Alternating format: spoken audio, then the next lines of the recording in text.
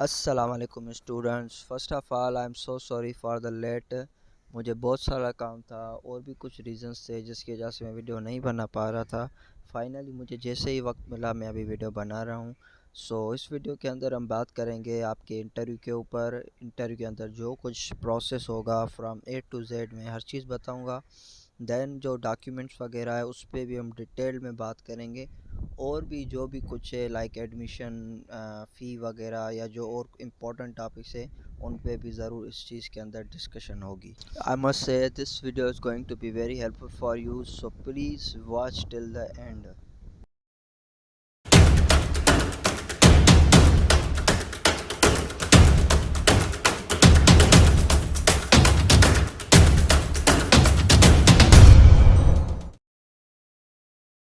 Welcome back, this is me Shajib Ali Memon and you are watching Team hustle.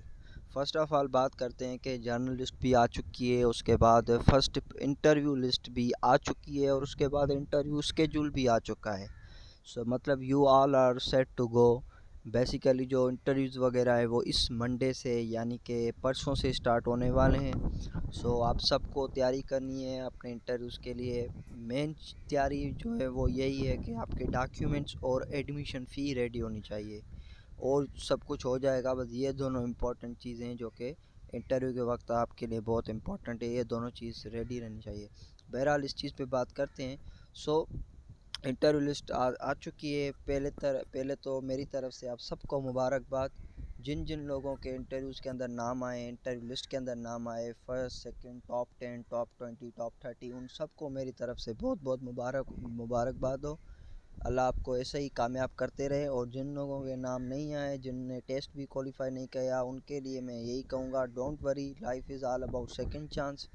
Give your best shot, मेहनत करो, कोशिश करो, अपने आप का निच फाइंड करो, सॉरी, और उस पर काम करो। इंशाल्लाह वन डे आप सक्सीड हो जाओगे इंशाल्लाह।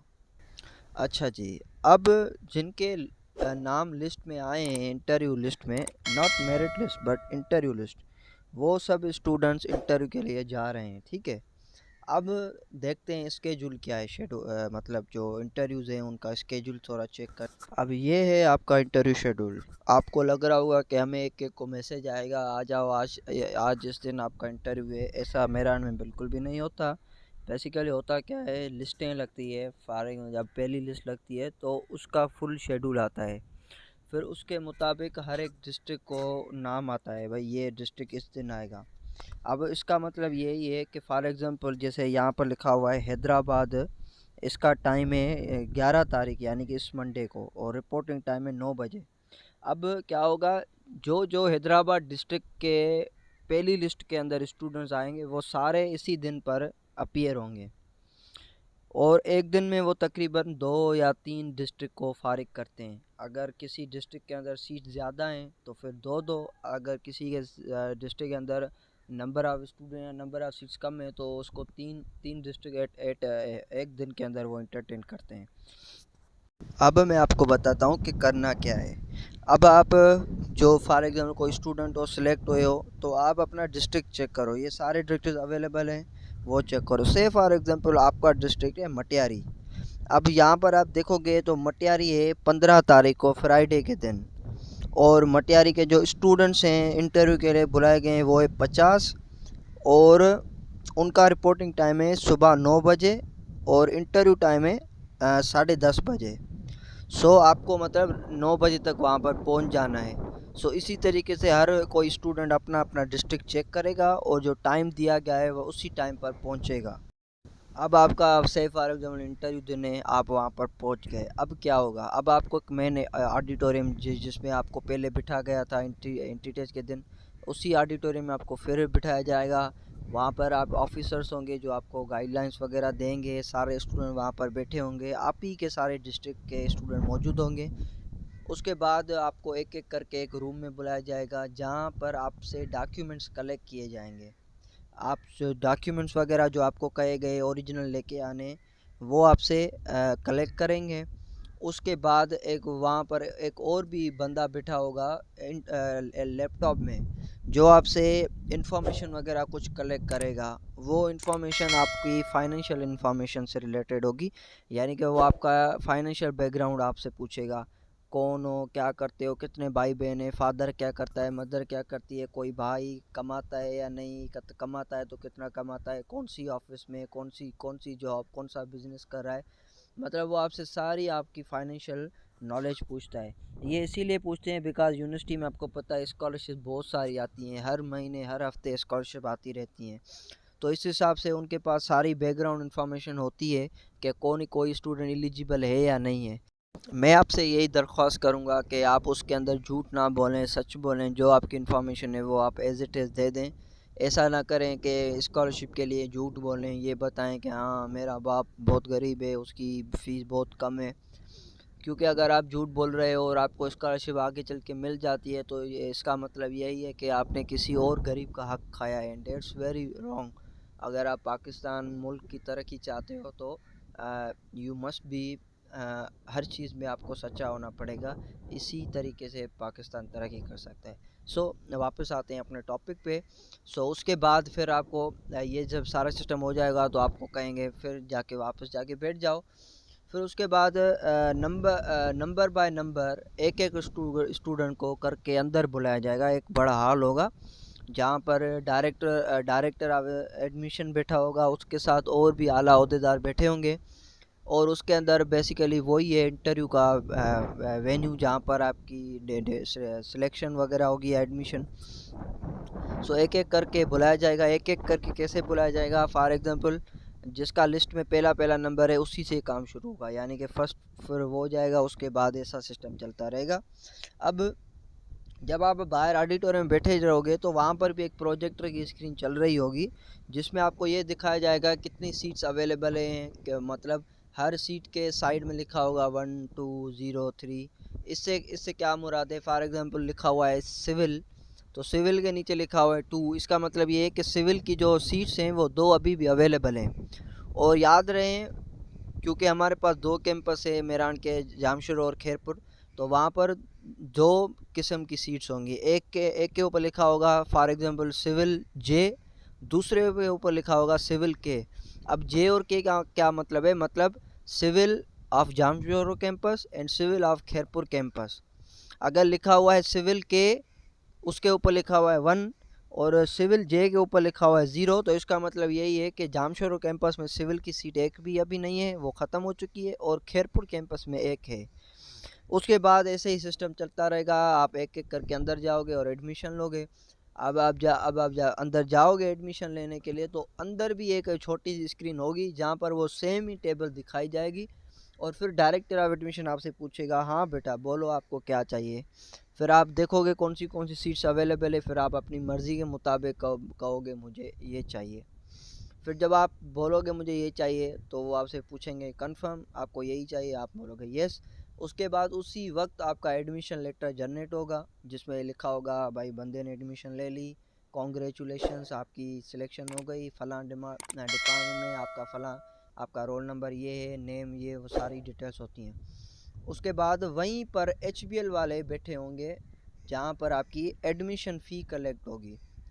एडमिशन फ़ी वहीं पर आपको कलेक्ट करनी है और वहीं पर आपका चालान वगैरह भी जनरेट होगा। जब आप एडमिशन ले लोगे तो उसके बाद आपसे फ़र्दर चॉइस भी आपसे पूछी जाएगी कि what is your further choice. यानी कि ये सीट तो आपको मिल गई, पर इससे आगे की आपकी क्या चॉइस है? अगर कोई डिपार्टमेंट बचे तो आपकी मतलब क्या चॉइस है, यानी कि आपके कोई फ़र्दर डिपार्टमेंट आपको चाहिए या नहीं। फॉर एग्ज़ाम्पल, मैं स्टूडेंट हूँ, मुझे इलेक्ट्रॉनिक्स मिल गया, मैंने ले लिया। उसके बाद वो पूछते हैं कि आपकी कोई फ़र्दर चॉइस है? हाँ, मेरे दिल में ये था कि काश यार सॉफ्टवेयर मिल जाती, तो मैंने वहाँ पर लिखवा दिया फ़र्दर चॉइस सॉफ्टवेयर। एक और भी लिखवा दी इलेक्ट्रिकल। फिर अगर, तो ये आपकी हो गई फ़र्दर चॉइस। 5 आप फ़र्दर चॉइस दे सकते हो। उसके बाद ज़रूरी नहीं आप फ़र्दर चॉइस दो, अगर आप चाहो तो नहीं भी दे सकते हो। उसका होता है NFC, यानी कि नो फर्दर चॉइस, आप वो भी कर सकते हो। अगर आप फर्दर चॉइस दे भी रहे हो तो भी आपकी मर्ज़ी है, नहीं दे रहे तो भी आपकी मर्ज़ी है। पर याद रहे, थोड़ी कोशिश करना, थोड़ा अक्ल से काम लेना जब आप फर्दर चॉइस दे रहे हो। बिकॉज़ कभी कभार क्या होता है, बंदे ऐसे ही फर्दर चॉइस दे जाते हैं, फिर उसके बाद जब वो जो फर्दर चॉइस देते हैं वो उसका डिपार्टमेंट मिल भी जाता है, फिर वो उसको उसमें ट्रांसफ़र कर देते हैं। मानी फॉर एग्जांपल मैंने सॉफ्टवेयर की फर्दर चॉइस दे दी और मेरे ऊपर जिसने सॉफ्टवेयर उठाई वो यूनिवर्सिटी छोड़ के चला गया किसी और यूनिवर्सिटी में, तो उसकी सॉफ्टवेयर वाली सीट बच गई। अब उसके बाद सीपीएन आती है मेरी, तो वो मुझे सॉफ्टवेयर दे देंगे। अब मुझसे ये नहीं पूछेंगे आप जाना चाहते हो, नहीं भाई जाना ही पड़ेगा। उसके बाद से फारिग मुझे इलेक्ट्रॉनिक में मज़ा आ गया, मैं कह रहा हूँ सॉफ्टवेयर मुझे जाना ही नहीं है, फिर मेरे लिए ये मुश्किलात खड़ी हो जाएंगी। तो याद रहे फर्दर चॉइस आप अच्छी तरीके से दें। अगर आपको कोई ऐसा डिपार्टमेंट मिल गया है जो जिसमें आप खुश हो, आप कह रहे हो मुझे ठीक है, तो फर्दर चॉइस देने की कोई ज़रूरत नहीं है। पर अगर दे भी रहे हो तो थोड़ा ध्यान से, थोड़ा ख्याल से। और फर्दर चॉइस ये ना दें आपकी अगर सीपीएन ही 50% हो और आप कहें मेरे मुझे फर्दर चॉइस मेरी सिविल इलेक्ट्रिकल है, तो ज़ाहिर बात है वो कभी भी नहीं होगी, क्योंकि आपकी सीपीएन इतनी कम है। अगर आपकी सीपीएन है 70 और आपको पता है कि सॉफ्टवेयर गई है 72 पे, तो फिर आप सॉफ्टवेयर की दे दें फर्दर चॉइस। हो सकता है वो बंदा छोड़ के चला जाए यूनिवर्सिटी, तो हो सकता है उसके बाद आपको मिल जाए सॉफ्टवेयर। जो फर्दर चॉइस का जो ऑप्शन है ना, ये बड़ा इंटरेस्टिंग है और बड़ा मैटर भी करता है। आगे जब आप यूनिवर्सिटी के अंदर जाओगे तो फिर सीओटी की लिस्ट लगती है। सीओटी यानी कि चेंज ऑफ टेक्नोलॉजी। जिन जिन बंदों ने फर्दर चॉइस दी होती है, फिर उनका अगर काम हो जाता है तो फिर उनका जो टेक्नोलॉजी है वो चेंज हो जाती है और उसको आपको उसी लिस्ट के अंदर पता चलता है सीओटी वाली लिस्ट में कि आपकी डिपार्टमेंट चेंज हुई है या नहीं। अच्छा जी, जैसे कि मैंने बात की, तो जब आप एडमिशन लोगे तो आपसे वहीं पर फ़ी ली जाएगी। तो मैं आपको फ़ी के बारे में बता देता हूँ कि कितनी फ़ी होगी।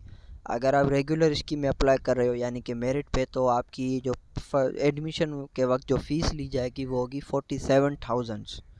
ठीक है। एंड अगर आप सेल्फ़ फाइनेंस पे अप्लाई कर रहे हो यानी कि आप अगर आपने सेल्फ़ फाइनेंस पे एडमिशन लिए, तो आपकी फ़ीस होगी 33,000, जो उस वक्त आपको पे करनी है। और अगर आप किसी बीएस प्रोग्राम में आपने एडमिशन ली है, for example BS English, mathematics, BBA या ऐसा कोई और डिपार्टमेंट लाइक बीएस गारमेंट्स, तो उसमें आपकी फ़ी होगी 59,300 रुपीज़। अच्छा जी, यहाँ पर कुछ डिपार्टमेंट्स की भी बात करते हैं कि कौन से डिपार्टमेंट्स मेहरान के अंदर है। कैटेगरीज वाइज भी मैं बताता हूँ ताकि आपको पता तो चले कि कौन से डिपार्टमेंट कौन सी कैटेगरी में है। ये जो कैटेगरीज है वो सारी इंजीनियरिंग की है, इसके अंदर बीएस प्रोग्राम कोई भी नहीं है। अब इंजीनियरिंग में कैटेगरी 1 में आ जाता है civil, electrical, mechanical, computer system, software engineering and civil engineering at Khairpur campus.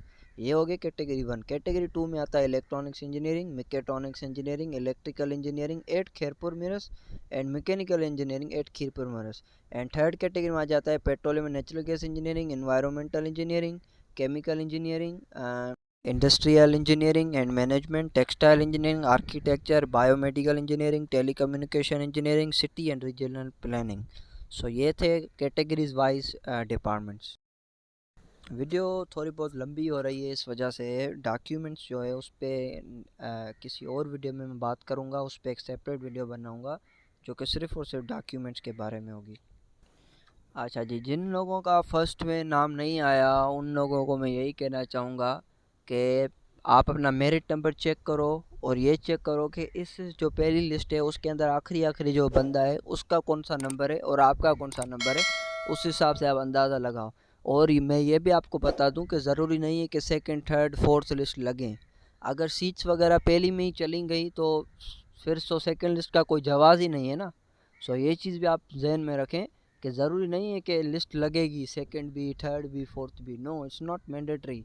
अगर पहली लिस्ट में ही सारा काम ख़त्म हो गया तो बस सेकंड लिस्ट का कोई काम ही नहीं है। पर उमूमन ऐसा होता नहीं है, काफ़ी सीट्स बचती हैं, इस वजह से सेकंड लिस्ट भी लगेगी, थर्ड भी लगेगी, होपफुली फोर्थ भी लगेगी। और ये चीज़ बता दूँ, ये भी स्टूडेंट पूछ रहे थे कि जब हमारे पास जैसे में सीट्स 30 हैं तो फिर 60 लोगों को क्यों बुलाया गया है। ये इस वजह से क्योंकि ज़रूरी नहीं है हर स्टूडेंट एडमिशन ले। कोई स्टूडेंट्स ऐसे भी होंगे जिनका लिस्ट में नाम होगा पर उन्होंने एडमिशन ले भी ली होगी दूसरी यूनिवर्सिटीज़ के अंदर। फॉर एग्जांपल नस्ट, NED, कायदेवाम या कोई भी यूनिवर्सिटी हो, इतनी यूनिवर्सिटीज़ है पाकिस्तान के अंदर। हो सकता है उनका माइंड चेंज हो गया हो, किसी और यूनिवर्सिटी में चले गए हो या किसी और शोबे में चले गए हो या उनका एडमिशन का दिल ही नहीं कर रहा हो, कुछ भी रीज़न हो सकता है। ऐसे स्टूडेंट बहुत सारे होते हैं जिनकी वजह से वो आते ही नहीं है। कुछ तो ऐसे होते हैं जो इंटरव्यू में अपेयर ही नहीं होते। आज 5, 6, 10 तो ऐसे ही होंगे ईज़िली। उसके बाद कुछ ऐसे होंगे जो इंटरव्यू के अंदर जाएंगे पर उनको कुछ समझ नहीं आएगा, वो छोड़ के चले जाएंगे। कुछ आपको ऐसे भी मिलेंगे। सो इस वजह से जितनी सीट्स होती हैं वो डबल स्टूडेंट को बुलाते हैं। फॉर एग्जांपल अगर सेकंड लिस्ट लगती है और उसके अंदर 10 सीट बचती हैं तो कितने लोगों को बुलाएंगे, 20 लोगों को। इस तरीके से स्टूडेंट को बुलाया जाता है। अच्छा, ये चीज़ भी देख लें, फॉर एग्जांपल अगर आप एडमिशन ले लेते हो और क्लासेस वगैरह स्टार्ट हो जाती है, उसके बाद फिर आपका किसी और यूनिवर्सिटी में काम हो जाता है या आपका मूड चेंज हो जाता है, आप कह रहे हो मुझे एडमिशन वापस लेनी है, यानी कि यूनिवर्सिटी छोड़नी है, तो उस केस में आपकी फ़ी वगैरह को कितनी कितनी डिडक्ट होगी मैं आपको बता देता हूँ। अगर आप 7 दिन अगर क्लास स्टार्ट हो चुके हैं और 7 दिन के अंदर अंदर आप एडमिशन कैंसिल करवा रहे हो, तो आपको जितनी फ़ी आपने पे की है उतनी ही वापस मिलेगी, यानी कि 1 रुपया भी डिडक्ट नहीं होगा।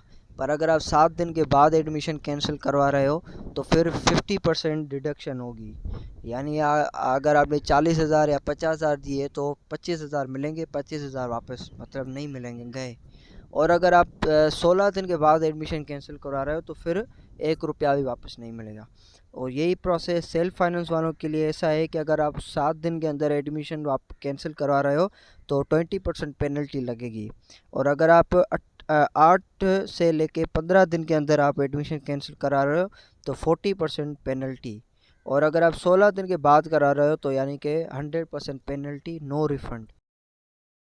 बाकी इंटरव्यू गाइडलाइंस के रिलेटेड मैंने ऑलरेडी पिछले साल एक वीडियो बनाई थी जो कि बहुत पॉपुलर भी गई थी, और उसके अंदर मैंने ईच एंड एवरी डिटेल पे बात की थी। वो वीडियो भी होपफुली आपके लिए बहुत हेल्पफुल रहेगी। उस वीडियो के अंदर 2 पार्ट्स हैं, पार्ट 1 और पार्ट 2। उस वीडियोस की लिंक भी मैं डिस्क्रिप्शन में डाल देता हूँ ताकि आप वो भी देखो, आपका और भी कॉन्सेप्ट क्लियर हो जाएगा।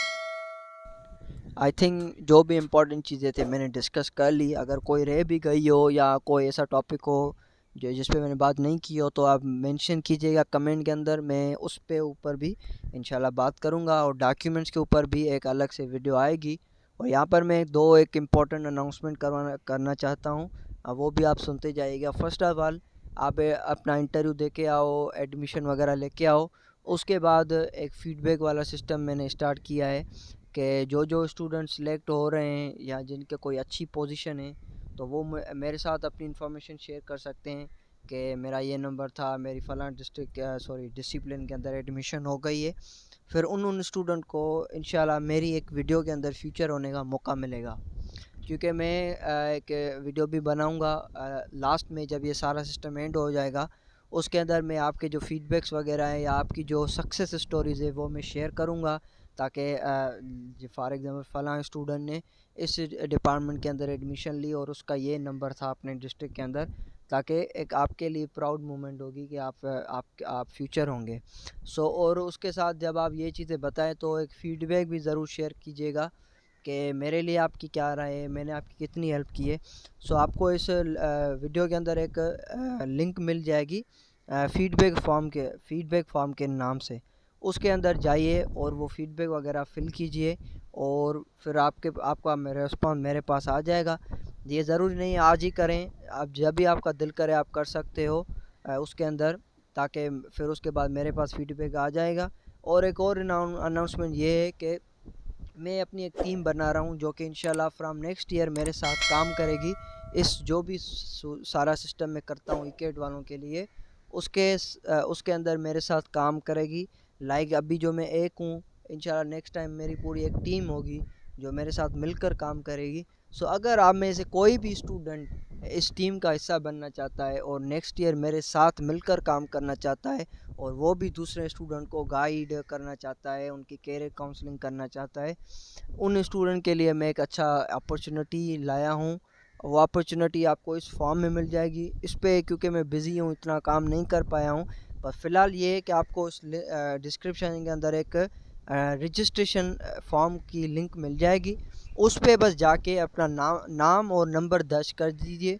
उसके बाद आपकी इन्फॉर्मेशन मेरे पास आ जाएगी। फिर जब मैं इस पे काम शुरू करूँगा तो मैं आपसे कांटेक्ट करूँगा